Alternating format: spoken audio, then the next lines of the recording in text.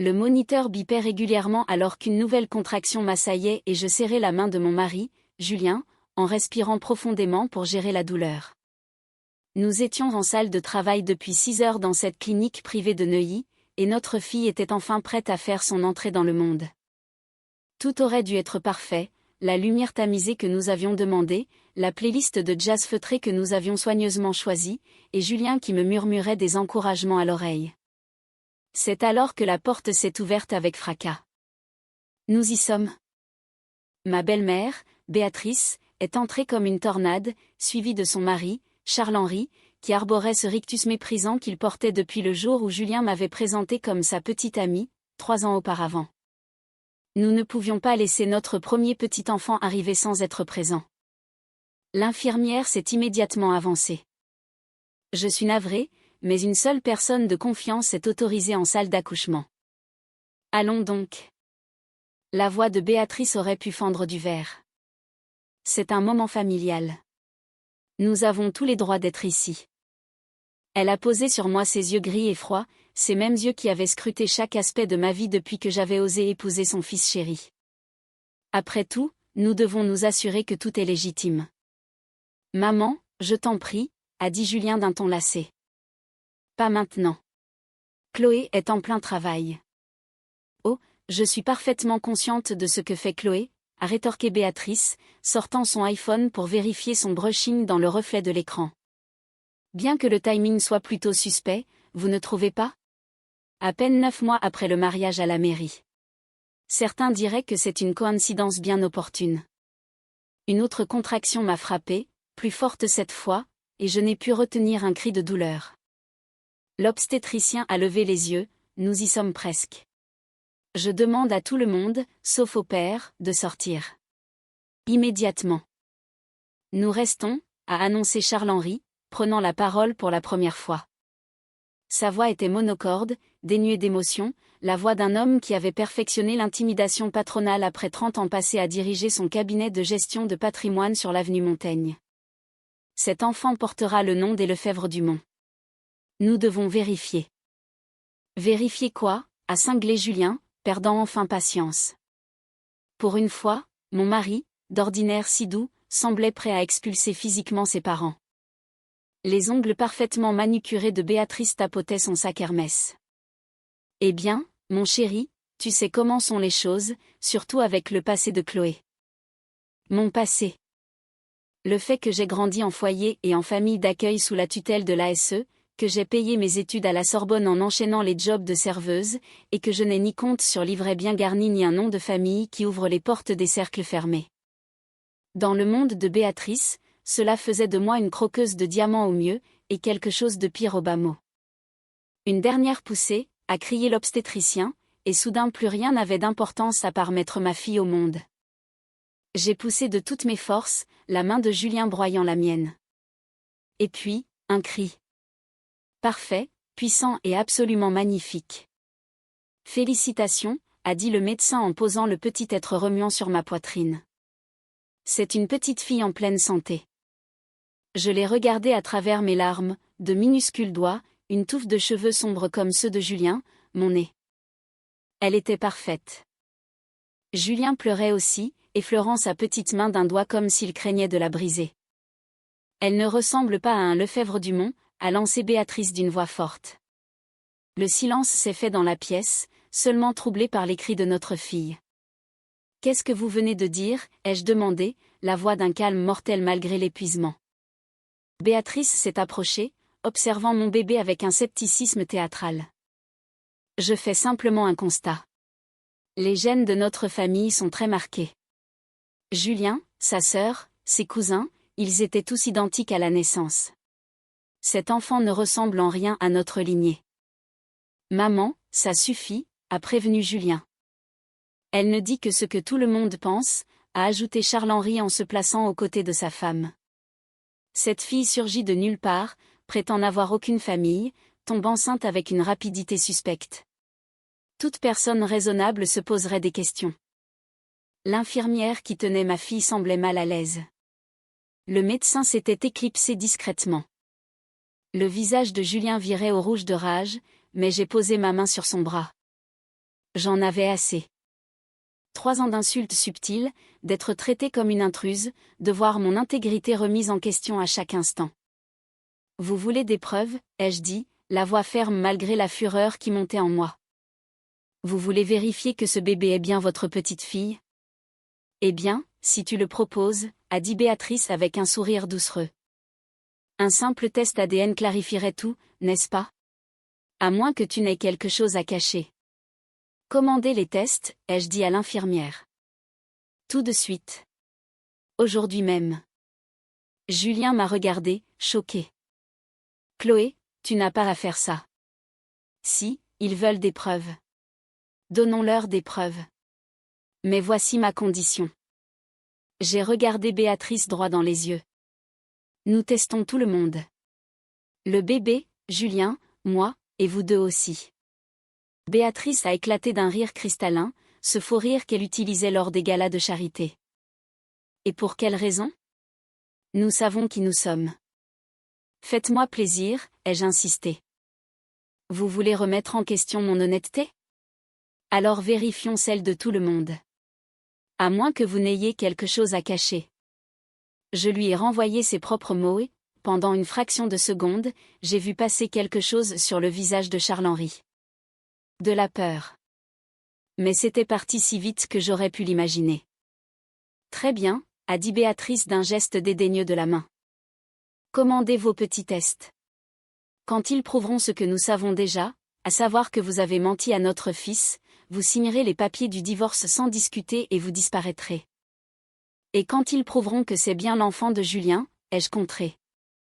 Alors nous la reconnaîtrons comme notre petite fille, a dit Charles-Henri d'un ton rigide. Et nous vous présenterons nos excuses pour nos doutes. L'infirmière est revenue avec le représentant juridique de l'hôpital, convoqué pour gérer cette situation de plus en plus tendue. En moins d'1 heure, les tests étaient ordonnés avec une procédure accélérée en 48 heures.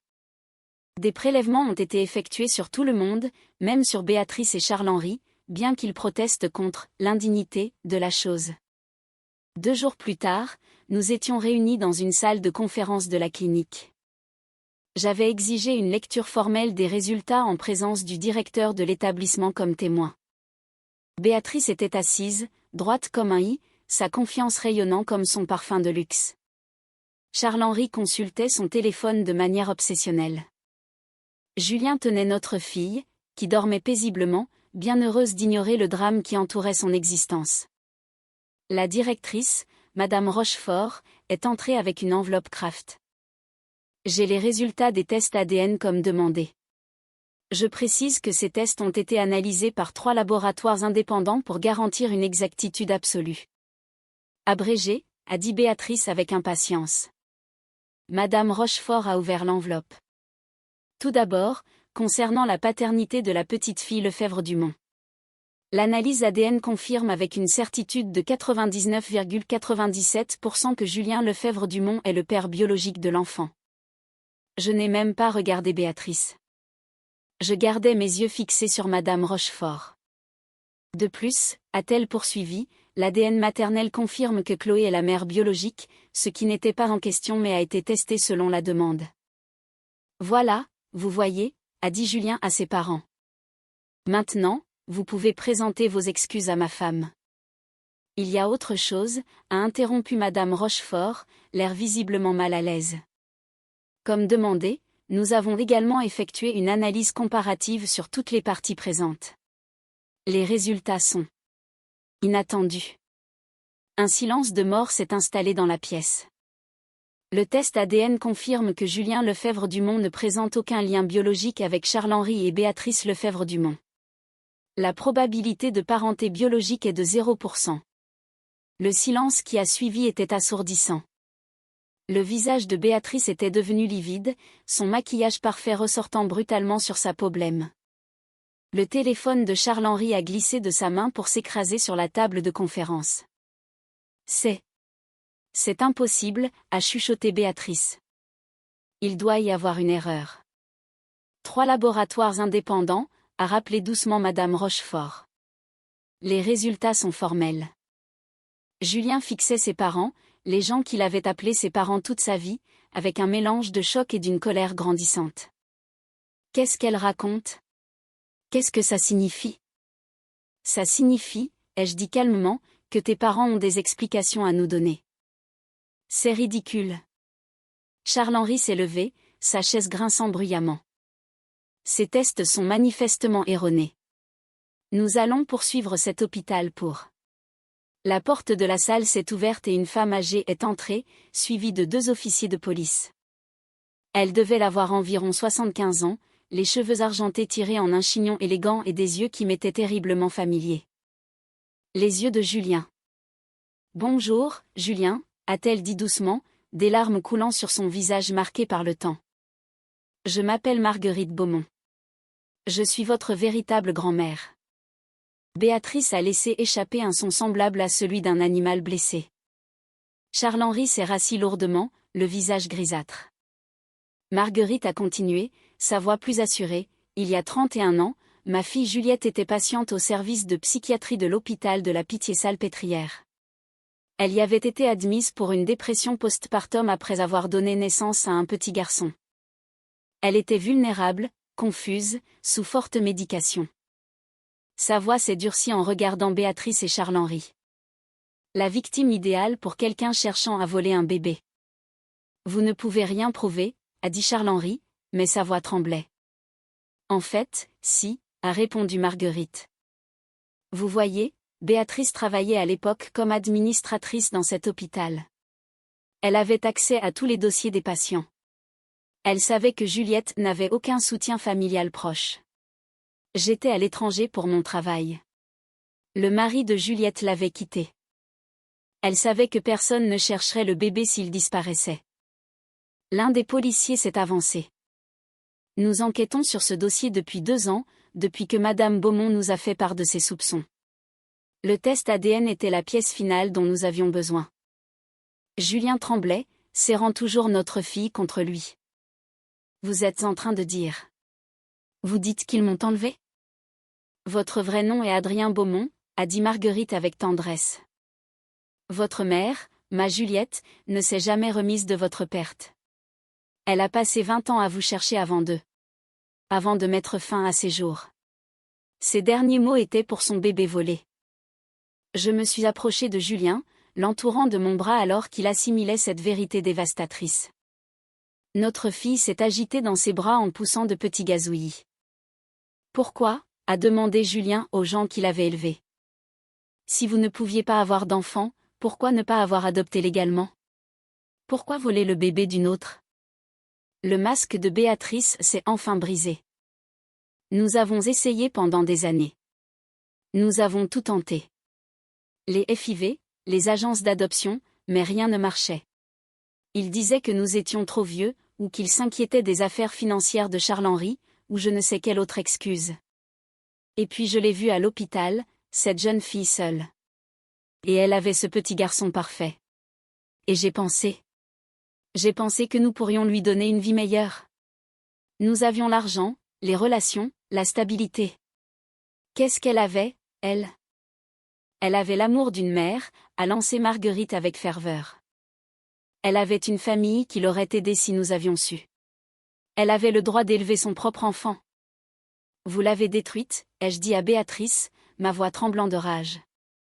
Vous avez détruit une femme innocente parce que vous vous sentiez en droit de prendre son bébé. Et ensuite, vous avez eu l'audace de remettre en question mon intégrité, d'exiger des preuves que je n'avais pas trompé votre fils. Le second policier a pris la parole. Béatrice et Charles-Henri Lefebvre-Dumont, vous êtes en état d'arrestation pour enlèvement, fraude à l'identité et falsification de documents officiels. Alors qu'on leur lisait leurs droits, Béatrice continuait de bafouiller des explications, des justifications, suppliant Julien de comprendre. Charles-Henri ne disait plus rien. Son personnage de titan de la finance s'était définitivement effondré. On les a emmenés menottés et Julien n'a même pas regardé leur départ. Marguerite s'est approchée lentement, respectueusement. Je sais que c'est un choc. Je n'attends rien de vous, Julien. Adrien. Je suis navré, je ne sais même pas comment vous appeler.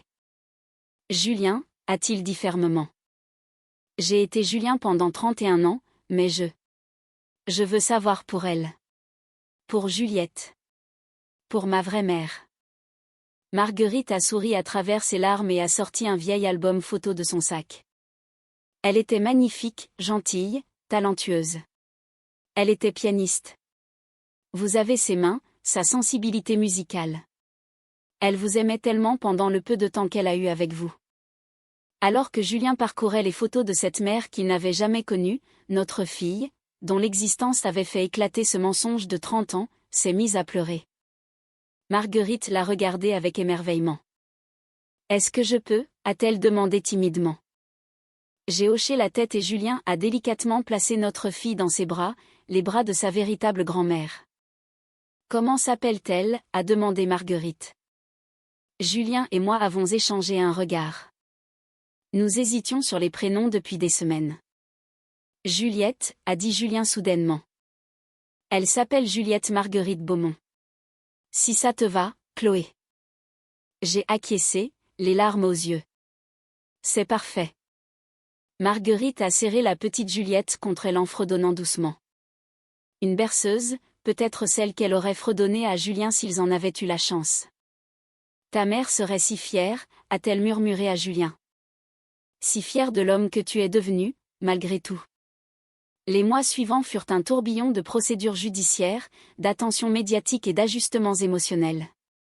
Béatrice et Charles-Henri furent finalement condamnés à 15 ans de prison chacun pour enlèvement et charges connexes. Leurs biens furent liquidés pour verser des dommages et intérêts à Marguerite et pour financer une fondation pour les familles d'enfants disparus. Julien a lutté avec son identité pendant un temps, mais la thérapie l'a aidé, tout comme la présence patiente de Marguerite dans nos vies. Elle n'a jamais rien imposé, jamais rien exigé, se rendant simplement disponible chaque fois que Julien était prêt à en apprendre davantage sur ses origines. Elle est devenue pour Juliette la grand-mère que Béatrice n'aurait jamais pu être, chaleureuse, sincère et totalement dévouée. La famille élargie des Lefèvre-Dumont a disparu de nos vies, incapable de faire face au scandale. Mais la vraie famille de Julien a commencé à émerger, des cousins avec qui Marguerite était restée en contact, de vieilles tantes qui se souvenaient de Juliette, toute une histoire qui lui avait été volée. Pour le premier anniversaire de Juliette, nous avons organisé une fête dans le jardin de notre nouvelle maison, achetée avec l'héritage de la mère biologique de Julien. Un argent qu'il attendait depuis toutes ces années. Marguerite jouait du piano pendant que Juliette écrasait son gâteau sur sa chaise haute et que Julien riait. Il riait vraiment, pour la première fois depuis la révélation de la vérité. « Tu sais ce qui est ironique » a dit Julien ce soir-là alors que nous couchions Juliette. Béatrice était obsédée par la lignée, le patrimoine familial, la légitimité génétique. Et au final, elle n'avait rien de tout cela. Aucun lien réel avec moi, aucun petit enfant biologique jusqu'à ce que toi, tu lui en donnes un. Aucune famille authentique. Juste un mensonge de 30 ans. Et maintenant, ai-je demandé en regardant notre fille dormir. Maintenant, j'ai tout ce qui est réel, a-t-il dit en me serrant contre lui. Une femme qui s'est battue pour la vérité. Une fille qui saura toujours exactement qui elle est et d'où elle vient. Et une grand-mère qui n'a jamais perdu l'espoir de me retrouver. C'est bien plus que ce que Béatrice et Charles-Henri n'auront jamais eu, malgré tout leur argent et leur statut. Avec le recul, je suis presque reconnaissante pour l'exigence cruelle de Béatrice dans cette salle d'accouchement. Son insistance pour un test ADN n'a pas seulement prouvé mon innocence. Elle a exposé sa culpabilité et a rendu à Julien sa véritable identité. Parfois, les plus beaux cadeaux viennent des endroits les plus inattendus, même des accusations de ceux qui nous veulent du mal. La petite Juliette a bougé dans son sommeil et j'ai touché sa main minuscule. Elle grandirait en sachant exactement qui elle était, entourée de vérité au lieu de mensonges, d'amour au lieu de manipulation. Le nom des Lefèvre-Dumont ne signifierait peut-être plus ce qu'il était autrefois, mais le nom des Beaumont, lui, signifiait la survie, la persistance et ce genre d'amour qui cherche pendant 30 ans sans jamais abandonner. C'était là un véritable héritage à transmettre.